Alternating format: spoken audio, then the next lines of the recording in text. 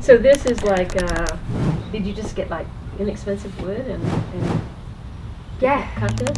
My DIY friend Amy and I met in 2013 while I was home in Tennessee after connecting first through our blogs. I arrived to find cloth diapers drying in the sun and the beginnings of a garden, a girl after my own heart. She had recently converted their garage into a woodworking studio and had a newfound interest in furniture building. So I had her pose on the bed she had just built with her new skill saw. Her husband, Matt, a ballroom dance instructor originally from Australia, was teaching one day in Atlanta when Amy walked in to take a class. They've been together since and now have 2 lovely girls. Since they live between Columbia, South Carolina, and my next stop in Tennessee, I dropped in for a 2-night stay. Apple. So, what makes you tick, Amy? Building stuff. And being a mom. Are you surprised that you embraced being a mom the way you have? Yeah, because I never really was one to want children. And then when you have them, you just fall into it, I suppose. You research everything. Yes. Make sure all the... I don't know if that's a good thing or not. But in terms of food and products that they wear and are near, Yeah. you really want the best for them. Yeah, Right? absolutely. Right, there's no compromise. Yep. So how did you get so determined? Who do you think you got that from? I am not sure. I would assume my grandparents, though. But, I mean, as far as parenting goes, I started to be a parent in Australia, and they were more natural-based, and so that was the norm there. So I fell into what was normal there with breastfeeding and, more organic foods and worrying about what you put on the body. Even the nurse in the hospital was like, oh, we don't use baby powder. I had no idea. So, and then when I came back here, I just brought those same principles and sort of probably went a bit extreme. When we had Tanamai, they said, oh, bathe her in sunflower seed oil, don't use baby powder, all natural products, coconut oil for lotion, that sort of thing. So that was a great induction. It was. And so you had Violet here in the States. How is that different? Well, I had her in a birthing center, so I still was with midwives and not in a traditional hospital, and then I'd already learned what I'd learned with Tanamai. Someone inspired you from a Craigslist? Somebody was moving, someone who was a woodworker, and he had all this stuff he had to get rid of. So I went and picked up, because he said, oh, it's just for free.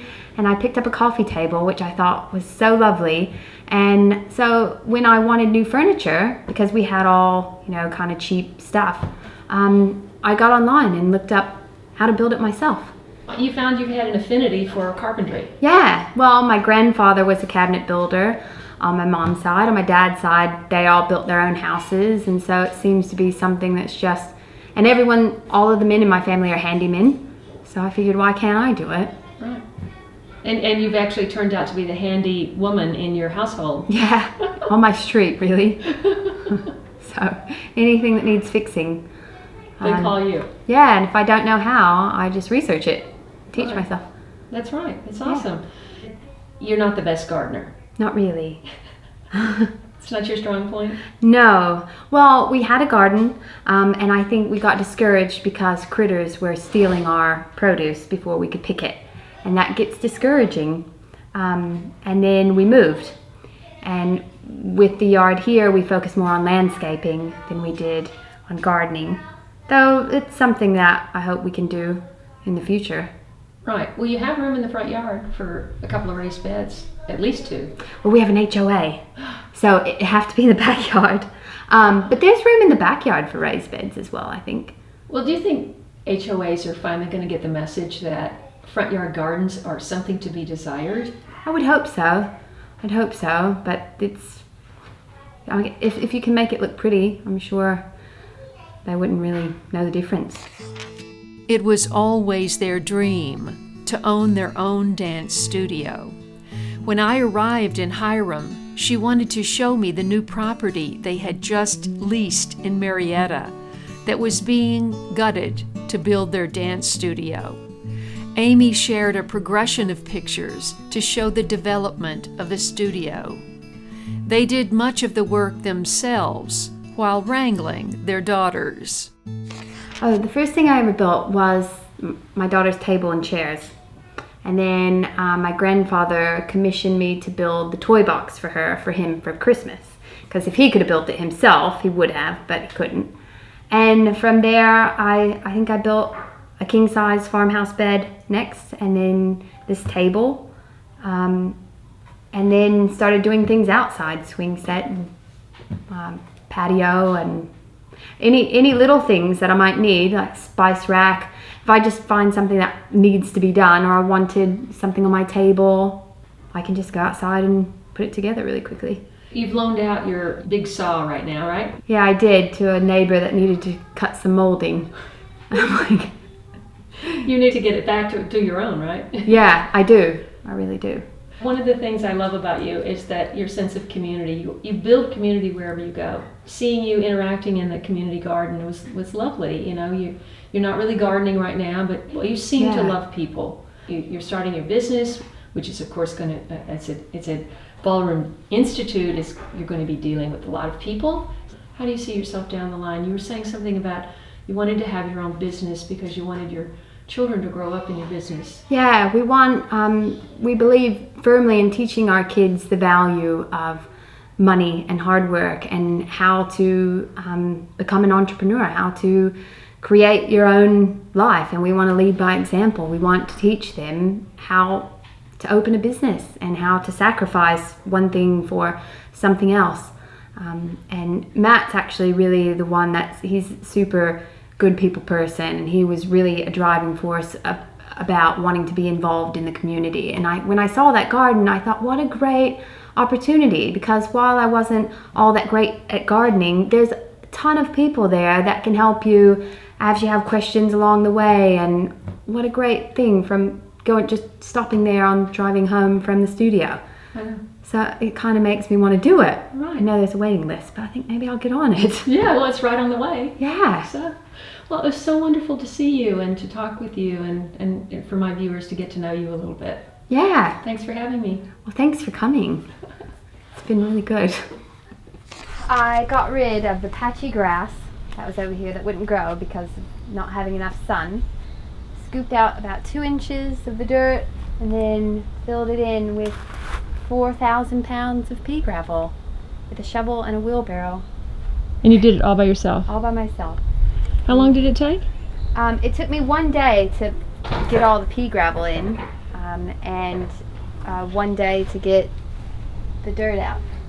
So 2 days. Was the structure already here when you did that? Yeah, I built that as Oh, well. you built the structure too? Yeah. No, I didn't build that this time. I built that about a year ago, I think. How did you manage working with that huge pieces of wood by yourself? It was hard. I think Matt might have held it up while I drilled it in. But this one, I did it as an overhang, so I was going to have a hanging plant here or something.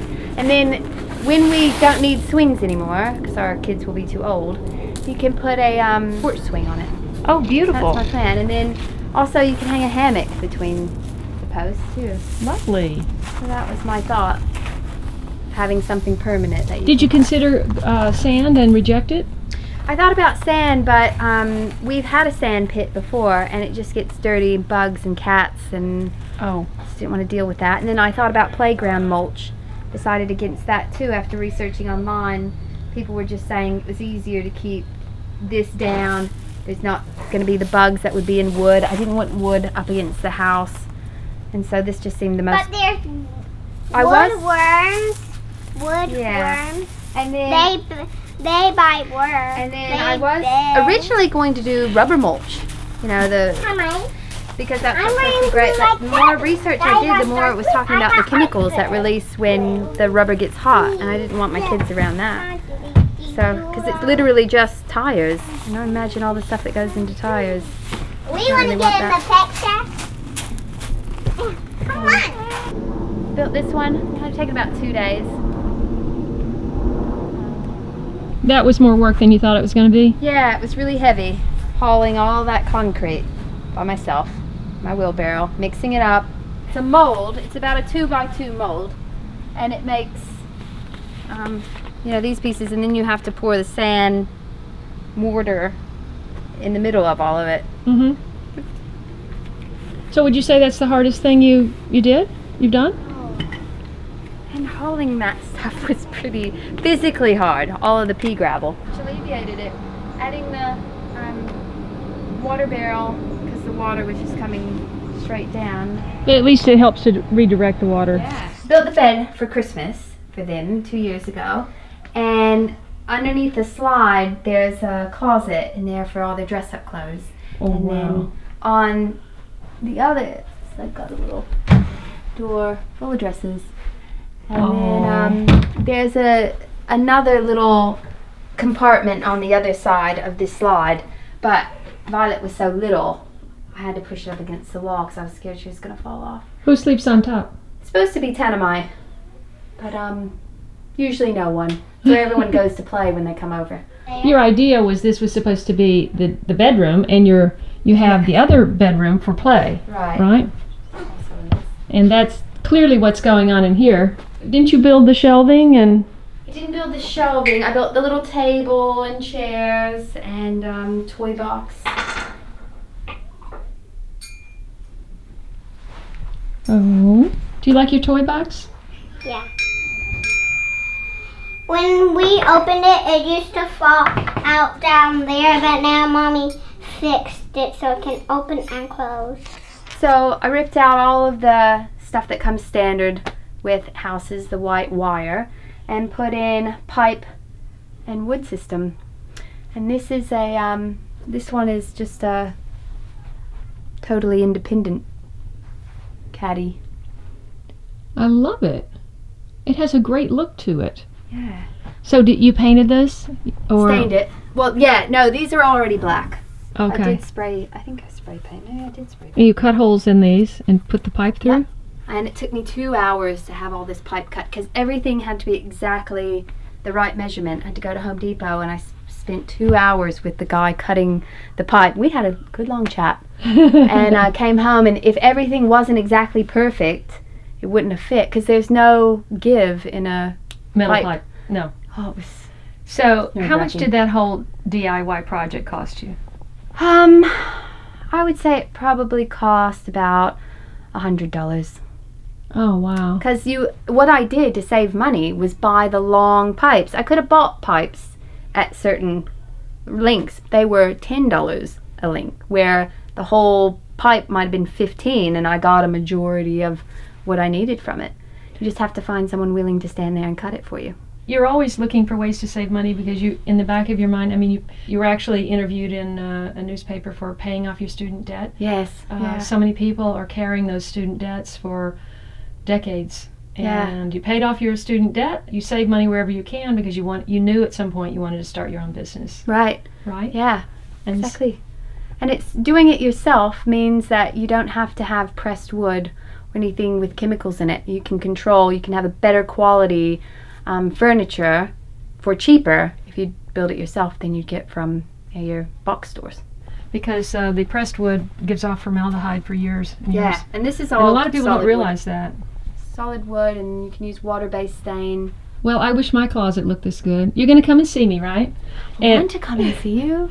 Come and see me once you get the business open and running and Yeah. Organize my closets. Oh yeah, We'll go to Home Depot. it's great fun. Oh, it was a job. But something you're really proud of. Yeah, I was super proud of it. You didn't make that, did you? I didn't, but it's possibly the greatest thing that I own. It's so nice. It's like being in the womb. It's just so relaxing.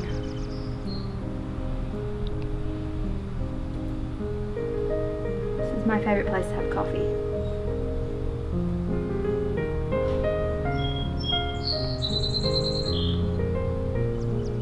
The grand opening coincided with their 10th wedding anniversary.